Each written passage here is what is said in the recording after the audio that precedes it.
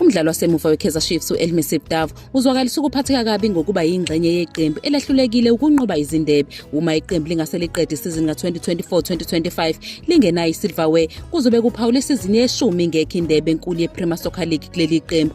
uDavo joyina i-Chiefs esuka ku-Cape Town City ngo-2022 uke wabhekana nezinselelo zokulimala, kodwa usedlale imidlalo engu-49 kuyona yonke imiqhudelwano kuleli qembu.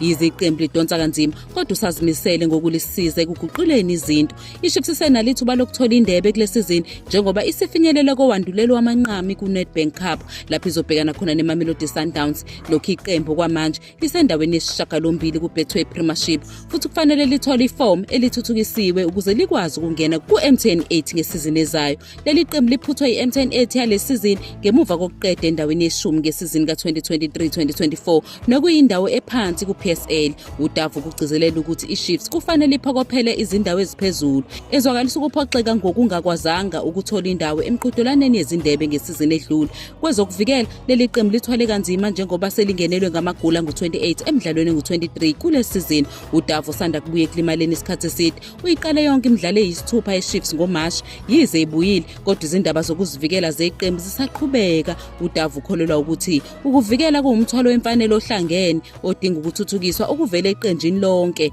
hayi nje abavikeli. Uhlalele ethembeni lokuthi i-Chiefs ingazinqoba lezi zinselelo bese ibuyisela i-club isithunzi sayo sakudala.